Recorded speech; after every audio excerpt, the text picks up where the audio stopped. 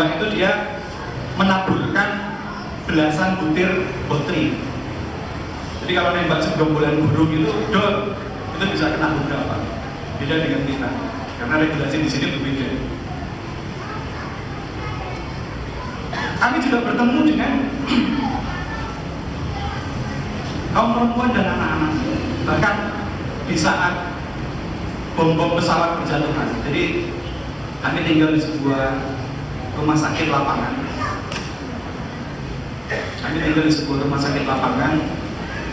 Dan di sana memiliki 2 lantai. Itu gedungnya itu total 5 lantai. Kemudian 2 lantai yang terakhir itu ada di bawah tanah.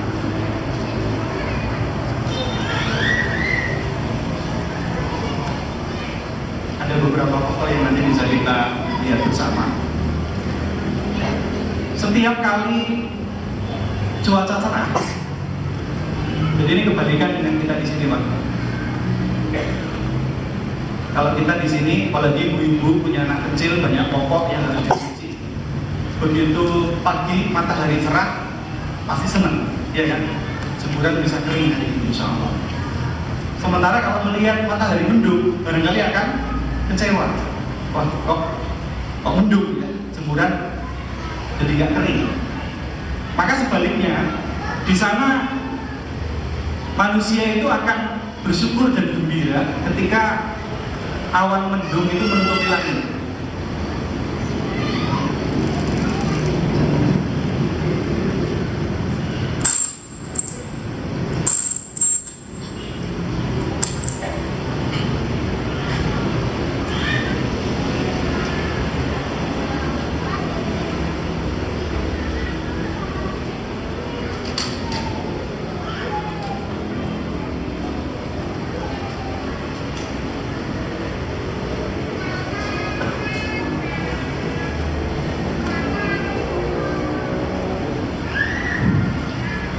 Ini suasana cerah.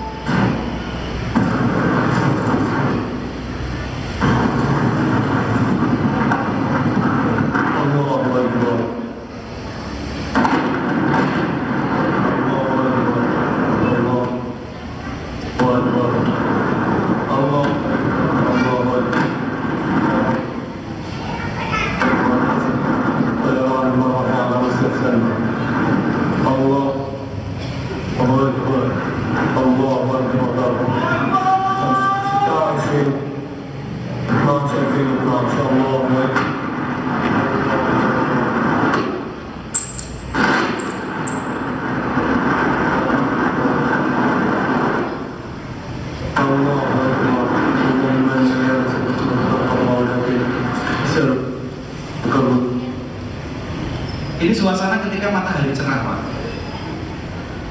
Jadi secara manusiawi, kami sendiri juga merasakan begitu kami subuh keluar melihat langit cerah, maka kita harus bersiap-siap menghadapi serangan udara. Karena sampai sekarang kekuatan angkatan udara Bashar Assad itu masih relatif utuh. Alhamdulillah, ketika minggu terakhir kami di sana ada sebuah landasan udara militer, lanut militer Suriah yang berhasil dikuasai oleh Mujahidin di sana, lanut Tak Panas. Dan kemudian dikabarkan Mujahidin mendapatkan ghanimah berupa 62 pesawat. Tetapi ironisnya Mujahidin tidak bisa mengoperasikan pesawat itu. Jadi di sana, ya, juga di negeri-negeri Timur Tengah yang lain, militer yang elit itu adalah angkatan udara. Ya, dikarenakan kekuatan udara mereka relatif maju. Armada pesawat mereka itu canggih-canggih, terutama dari blok timur, pesawat MiG dan sebagainya. Dan kemudian mirip juga seperti di Singapura, maka posisi-posisi di angkatan udara itu dipegang oleh mereka yang loyalitasnya dijamin loyal kepada Bashar Assad. Ya.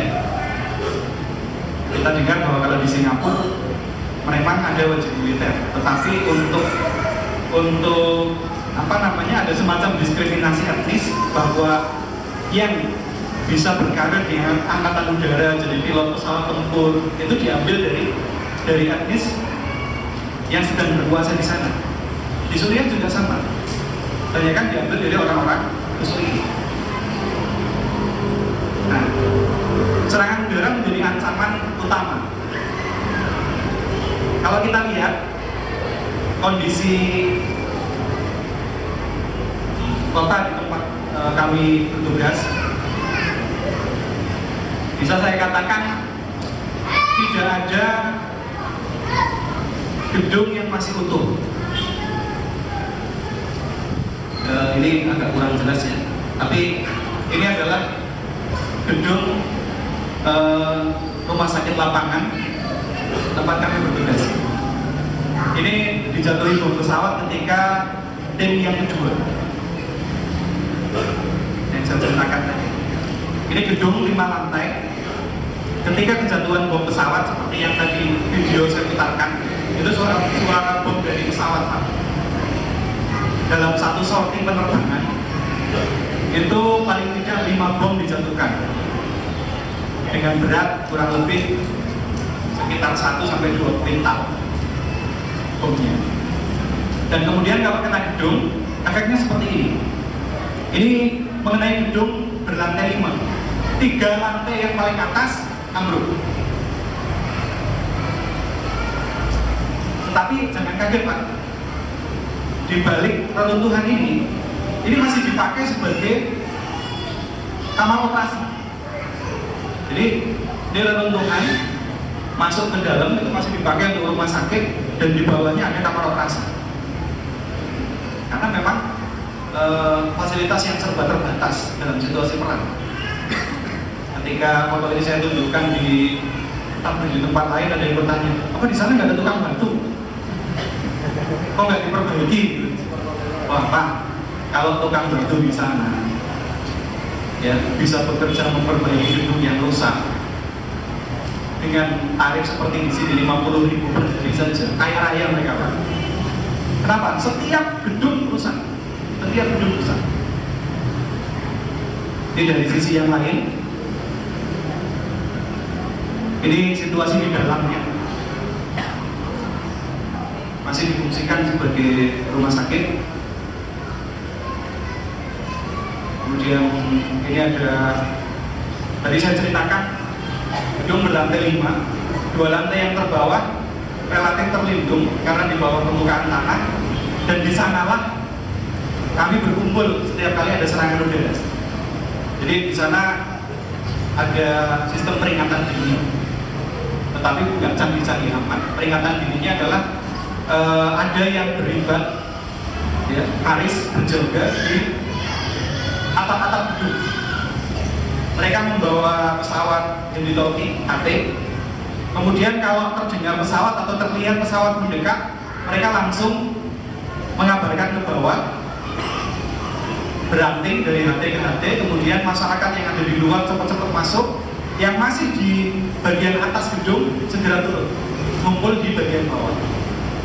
Itu yang gedungnya punya basement. Kalau yang tidak, seperti yang kita lihat ini contoh sebuah bunker darurat, ya. Ini digali di depan rumah, barangkali cukup untuk 1 keluarga, ya. Ini kayak gua, dan kalau hujan ya terendam air. Kalau serangan udara terjadi pada musim hujan, ya sudah nyemplung masuk ke dalam kolam. Sementara suhunya juga dingin. Ketika kami berlindung di bunker itu, kita melihat bagaimana para ibu, ya, setiap hari ada pasien datang ke rumah sakit. Banyak kasus yang ditangani oleh teman-teman medis. Kami berempat, itu 1 perawat, 1 dokter, 1 penerjemah, dan saya sendiri jurnalis. Setiap hari ada pasien, dan banyak diantaranya anak-anak. apalagi dalam situasi musim dingin, ya, di mana hawanya luar biasa mendidih. Kalau kita melihat anak-anak di tempat kita itu kita senang. Kalau di sana kita melihat anak-anak itu ya antara senang dan sedih.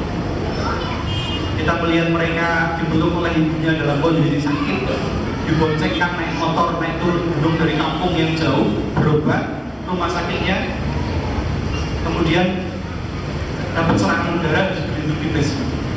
Kita melihat bagaimana mereka begitu sabar. Para ibu itu tak henti-hentinya berdoa, ya Allah, sambil menenangi, sambil menenangkan anak-anaknya yang masih kecil. Dan subhanallah, anak-anak kecil di sana, saya belum pernah melihat anak kecil yang lebih tangguh daripada mereka. Ya, mereka diam mendengarkan suara pesawat, ya. Di saat kami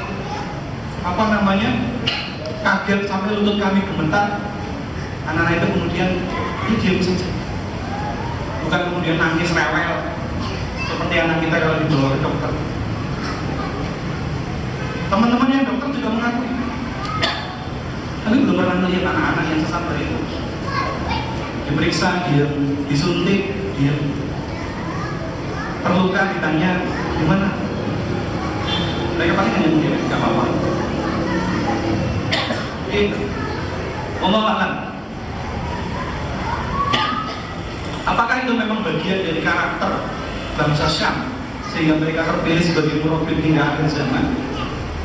Atau barangkali kalau kita berpikir secara rasional, barangkali mereka sudah terbiasa dengan ancaman maut seperti itu. Nah, disinilah kami melihat dan kami merasa malu bahwa tawakal kami sebagai muslim, bukan sebagai laki-laki, sebagai orang dewasa, ternyata bisa kalah dengan anak-anak dan dengan kaum perempuan. Kalau tadi Ustaz Abu Hujan menyinggung kita ini nuntut kemuliaan, maka di sana kami juga belajar bagaimana bertawakal. Awal-awal kami di sana berturut-turut, seminggu berturut-turut selalu ada serangan udara. Maka kadang-kadang sampai ini baru mendengar suara gemuruh saja, suara gemuruh gitu, kita sudah lari keluar. Gimana? Ada pesawat? Padahal belum ada peringatan. Di lantaran bilang enggak ada pesawat. Dan ada suara gemuruh, itu cairannya sudah menyuci. Ini kita alami. Ya. Pernah kami dikerjain, ada pesawat, lari semua, sudah siap-siap berlindung. Terus pesawatnya lewat, pesawat penumpang. Karena di atas itu juga menjadi lintasan dari pesawat komersial. Tidak mesti yang lewat itu pesawat tempur. Kemudian ikhwan sekalian, barangkali ada yang bertanya juga, apa kaitannya antara Gaza dengan Suriah?